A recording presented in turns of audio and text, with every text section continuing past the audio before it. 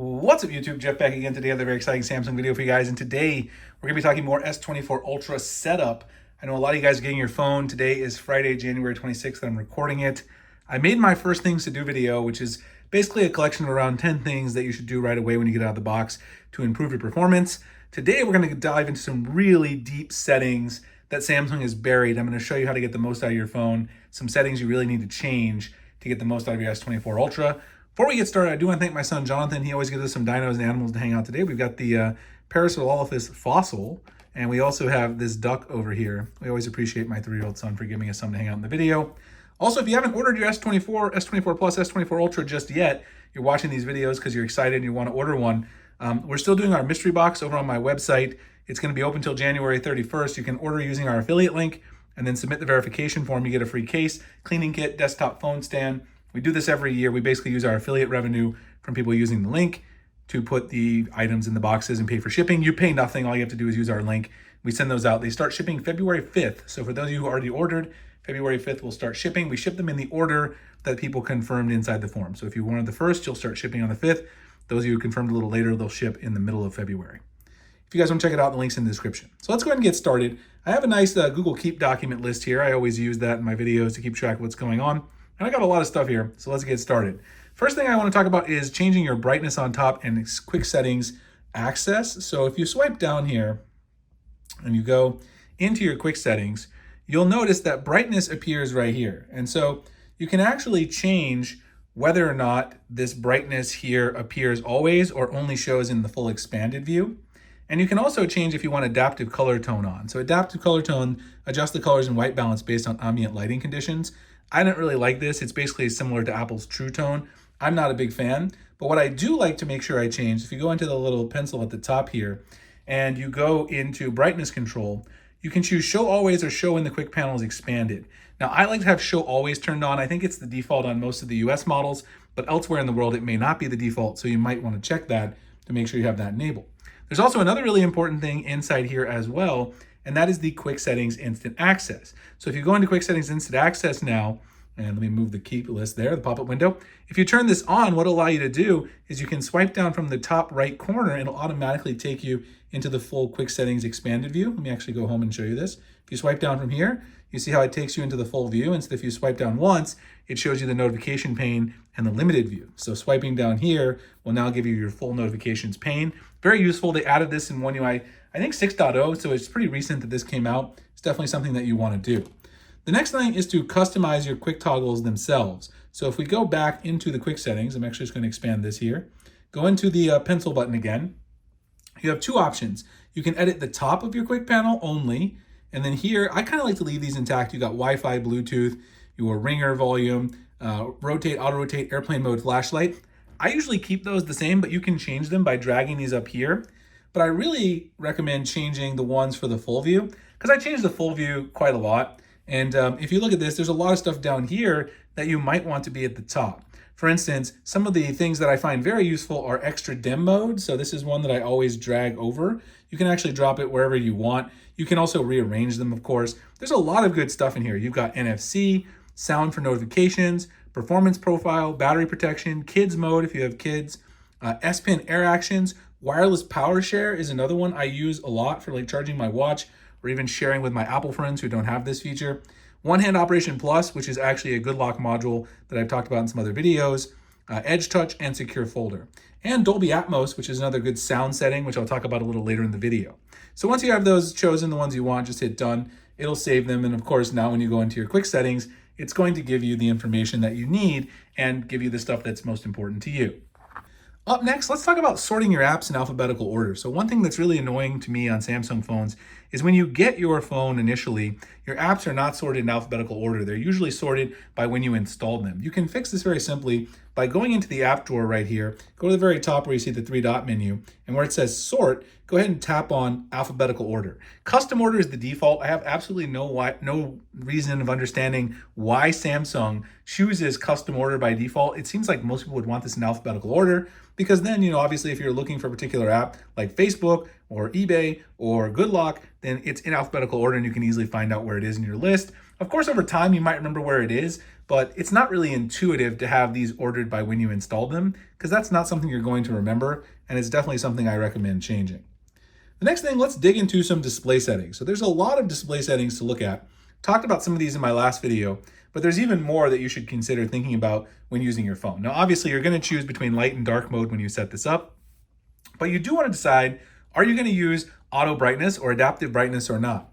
And if you turn adaptive brightness off, you actually have this ability to use extra brightness, which increases the maximum brightness, and this uses more battery. Now, the interesting thing about this that you should know, though, is that if you have adaptive brightness on, the adaptive brightness can actually turn on the brightness a little bit higher in direct sunlight outdoors than even if you turn this off and turn on extra brightness. That is because of the extreme battery consumed by running extra brightness mode all the time. Motion smoothness, you should choose if you want to use adaptive or standard. Of course, adaptive is a huge advantage because it makes everything smoother. I highly recommend it. Eye comfort shield, this one you can either turn on or you can turn this on kind of, to fit your needs. You can see adaptive or custom. You can also choose enhanced comfort, which gives you adjust color tones and contrast for a more comfortable viewing experience at night. Now, I like to turn this on sometime in the evening, but I don't use it all the time.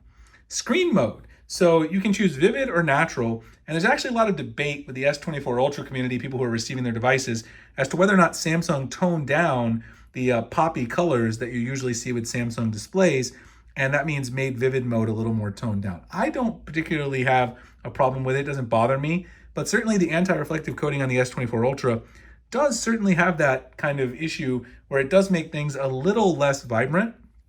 You can play with things in here, kind of adjust it to your liking, but I think if we want it more vibrant, we're going to have to push for Samsung to push that out in a software update in the future. So we'll have to see if they do. Font size, of course, you can change this to your liking and style. I will show you guys in another video how to install a bunch of different custom fonts. I usually turn my font size down 1 because I find that it's just best for me, but that's all about how you're viewing and your vision and how things look to you. Screen resolution, I always bump it up, but of course, FHD Plus is the default. If you want to get better battery life, definitely leave that on. Camera cutout, you do have the option to hide the camera cutout. I actually made an entire video just about this last year because so many people asked about it. It did very well. If you choose to do that, though, you're going to get a black bar at the top. It looks terrible and not something that I particularly like to do. Screen timeout, I highly recommend leaving this on the default of 30 seconds or moving it back to 1 minute. I leave it on 5 minutes because when I'm recording videos, that is something that I need. But obviously, if you're using your phone, you don't want it to go 5 minutes without shutting the screen off because it's going to lose a lot of battery if you're not paying attention. Edge panels, this is the little thing right here that pulls out your edge panels on the side. I like to enable those. You can actually go in here as well and customize these. You can get apps, people, smart select, reminders, clipboards. People forget about these and that they're here. They've been here for a long time, since the original Edge devices that Samsung put out, but they're definitely some of my favorites. Also within here as well, you can choose to turn up your touch sensitivity.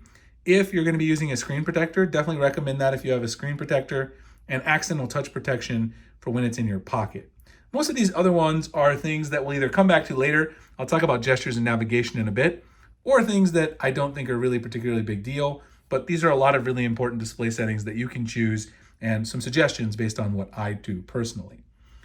The next thing is gestures or buttons. So actually jumping right back to that, I should have stayed right in that particular settings menu. So let's jump right back into it. If we go right back into display, you need to decide if you're going to use gestures or buttons for your navigation. Now, if you choose the button navigation, you're actually going to use the new circle to search feature by holding down on the middle home button, this one right here. If you use the swipe gestures, you're going to hold down on this little line, which is the gesture hint. I've heard the complaint from a lot of people that the circle to search is a little wonky with using the gestures. I haven't found it to be that way. It's been fine for me, but obviously, for sure, you want to play with it and see which one works best for you. Now, it's surprising to me, but actually in Samsung's research, they found that most people use the button nav still. I've been using gestures on my Android phone, my Samsung phones forever since they started because I review phones and of course I always want to try out the new stuff, but most people use this and that's why it's still the default. But you should still try gestures, see if they work for you, see if you like them. Next thing on the list is swipe for split screen or pop-up view.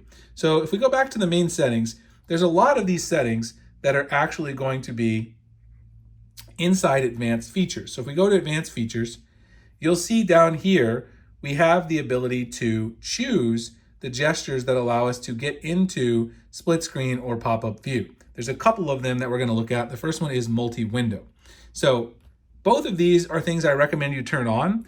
I use the swipe for pop-up view more than the split screen, but if you use split screen multitasking, you can also swipe up for split screen multitasking.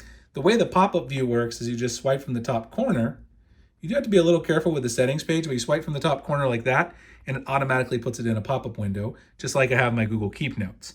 The one for split screen basically allows you to change the split screen view. You swipe up with 2 fingers from the bottom in portrait or the side of the screen in landscape, and swipe again to switch apps. So this is a very useful gesture if you use split screen multitasking a lot.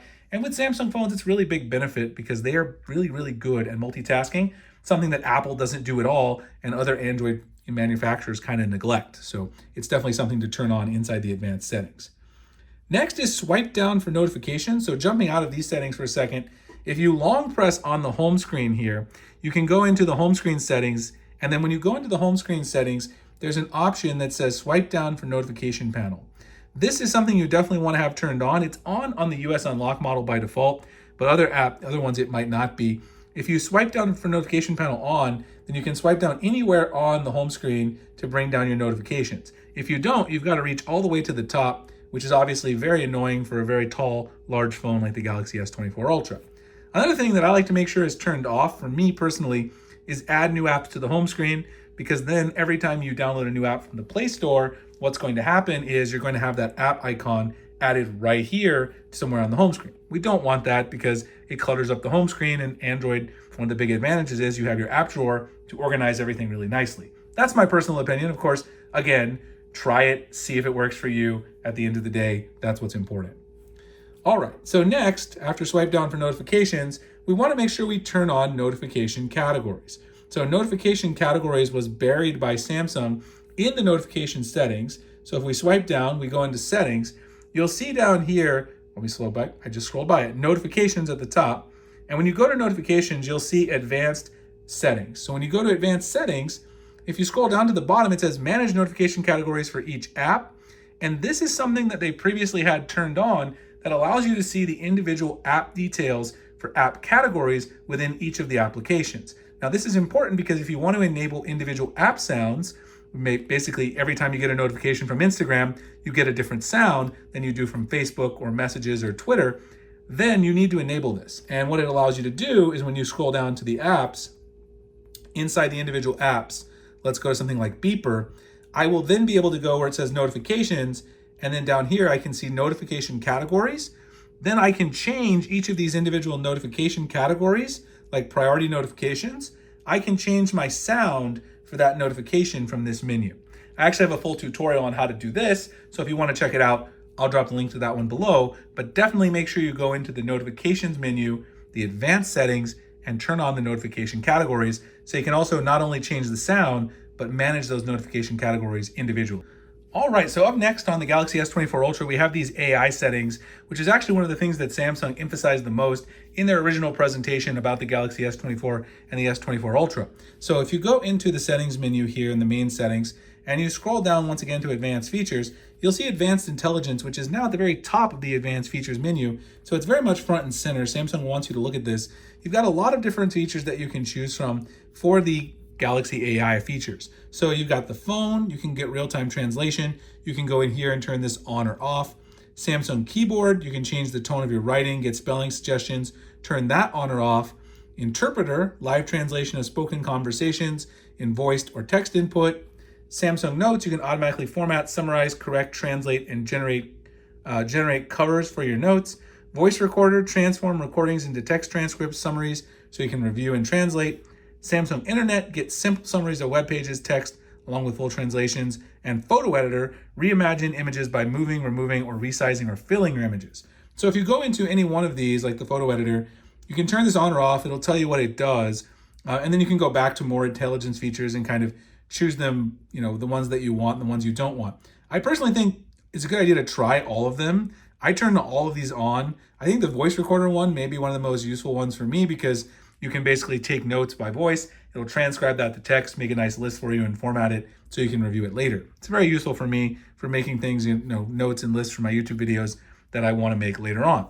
The other thing that's really important to know about the advanced intelligent features, in addition to all of these great options that you have to utilize, is that if you scroll down to the bottom, process data only on device, this will allow it so that it only processes the data using the processor on your phone, meaning it's not going to send any data to the cloud. Now, if you do this, some of the features will be turned off, and so you won't have all of the options that we just talked about to work with, but you will have added privacy. So you kind of have to decide, is this something that you want? Is it something that you want to use? And if it is, then do you want to process it only on device and actually have slower results and also maybe have more limited results? Now, the other thing that you can use the Galaxy AI for is if you long press on the home screen, go to Wallpaper and Style, and go to Change Wallpaper. Scroll down to Creative, you can go to Generative Wallpapers. This will generate wallpapers for you. You can choose a category, choose something, you change these words, and it will generate the wallpaper for you. Now, I tried this in some of my earlier videos and showed it off, but one thing I don't like about it is that Samsung adds this little symbol as a watermark for generative AI wallpapers. It doesn't look particularly great. This wallpaper I got was from 1-4-Wall, the wallpaper pack that I use. I much prefer getting my wallpapers from there or from other artist packs, but generative wallpapers is a cool idea and it's something you can definitely play with, and it is part of the AI features on your phone. The next setting is battery and device care. So if we head back to the settings and scroll down, we will find battery. And inside battery, there's quite a number of options that you should think about.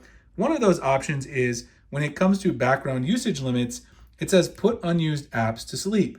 Now, this can be good to save you battery, but if you want to get real-time notifications from your social media like Twitter, Instagram, etc., you may want to turn this off because it will, in fact, sometimes put those apps to sleep on accident, and then you won't get those particular notifications. Now, you can also go here and add those apps to never auto sleeping. I turn it off entirely just because it doesn't really seem to change my battery life too much, but it's really up to you. It is something that's good to know about.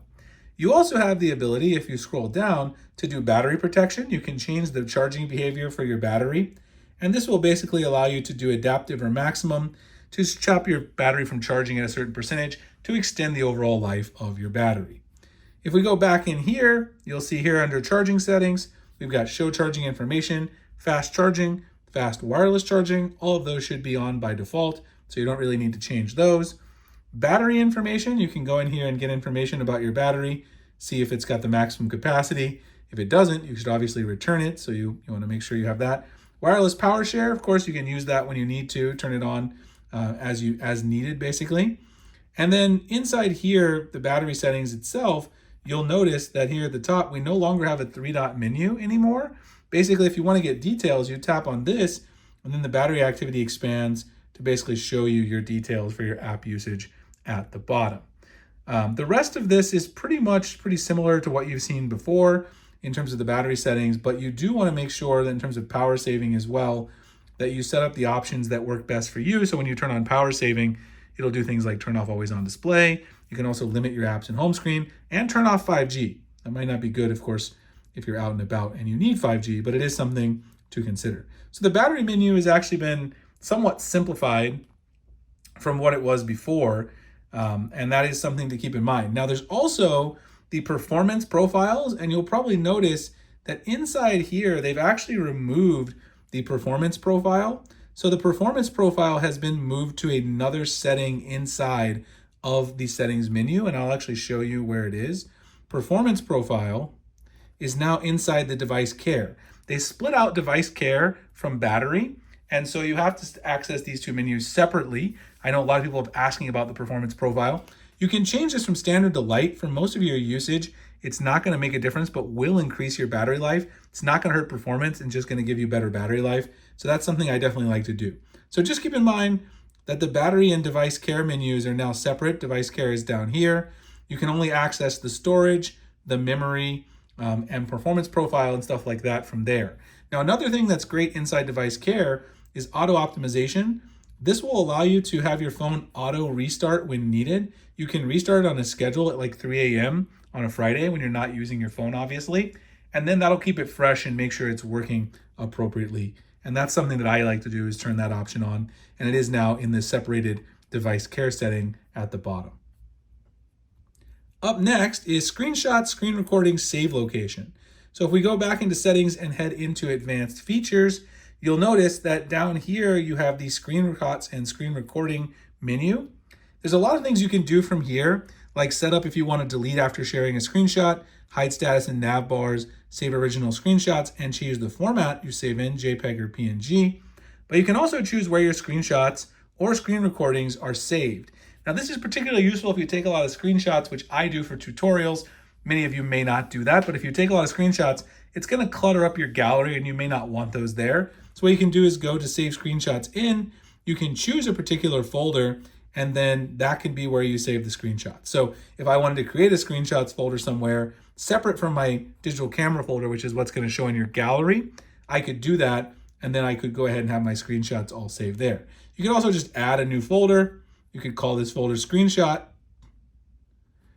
or screens, and then that could be the folder where your screenshots are saved, and that'll not clutter up your full gallery. So that's kind of a really nice thing, something I definitely like to turn on. Just makes my life easier, makes it easier to view my photos and things like that.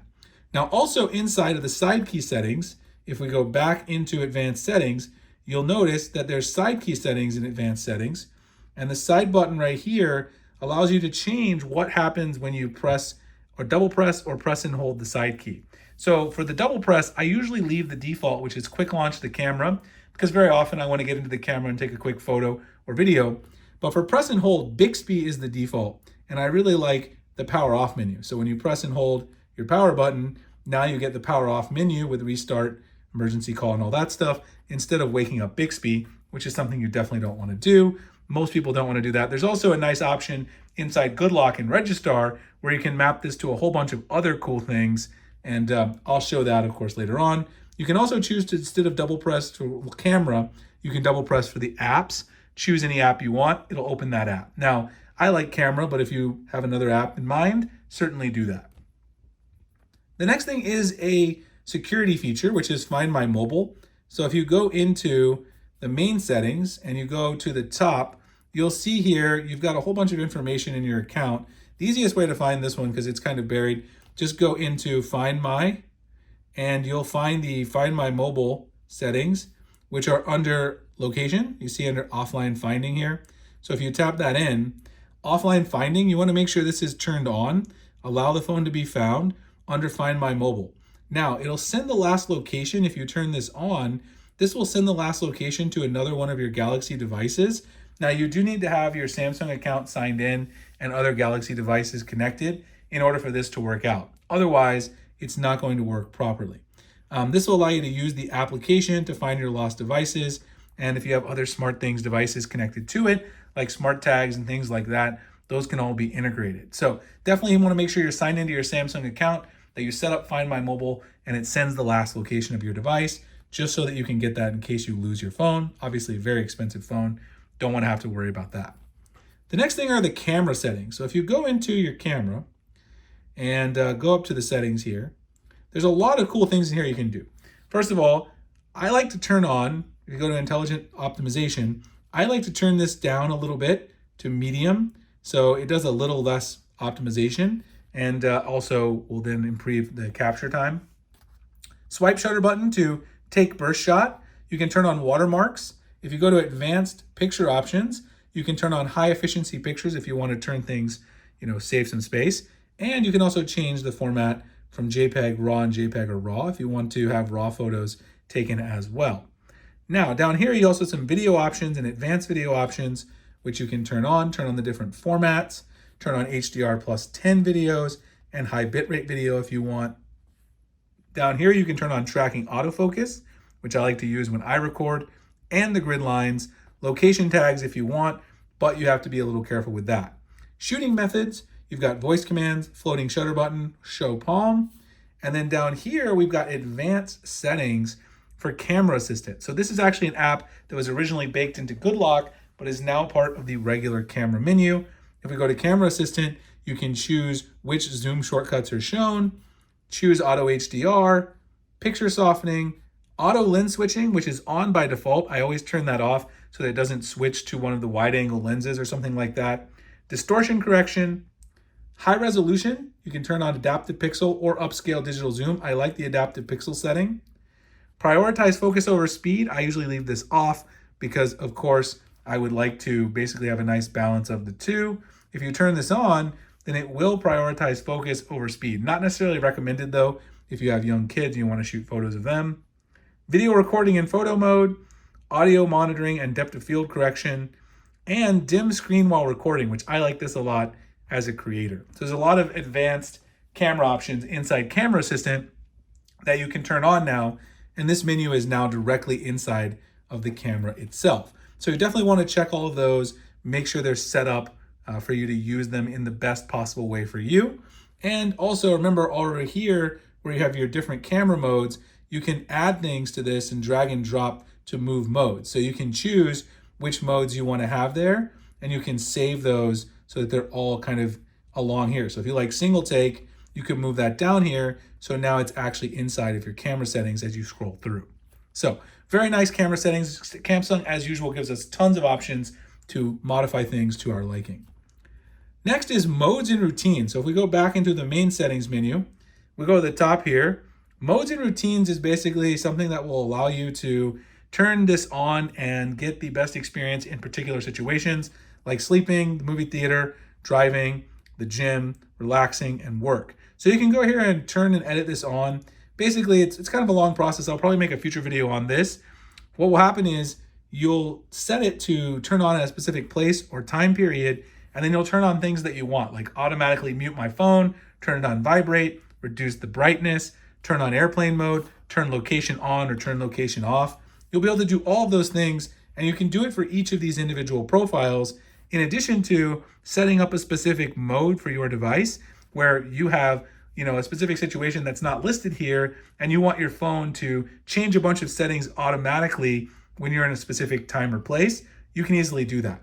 You also have routines, which I will definitely make some more advanced videos on, where you can trigger a certain setting change based on a certain event. So if one thing happens, then something else will occur, and you can make very complicated chains of these by editing or adding a new routine. Choose what's going to trigger it, and then add in there what it's going to do. I will have an advanced video on this coming very soon in the channel if you guys want to check it out and you're new to Samsung. The last thing is S Pen settings. So S Pen, big part of your Samsung phone still, if you've got an Ultra phone. And if you have a Samsung Ultra, you can go ahead and here into your Samsung menu, and then you can easily choose kind of what's added to your Air Command just by going right into the plus sign. You guys notice I have a different Air Command than the stock one. I'll show you how to get that in a second as well. When you go in here, you can choose which individual icons will turn on here and which individual icons will appear in your S Pen menu. I like to use the Microsoft Math Equation Solver, which I made another video on in my S Pen specific tips and tricks. I'll drop that below. Choose the apps that you want to appear. And then you can also go to the top corner here, go down to the advanced features inside of the settings menu, and go to S Pen, and make sure you have Air Command set up with the things that you want.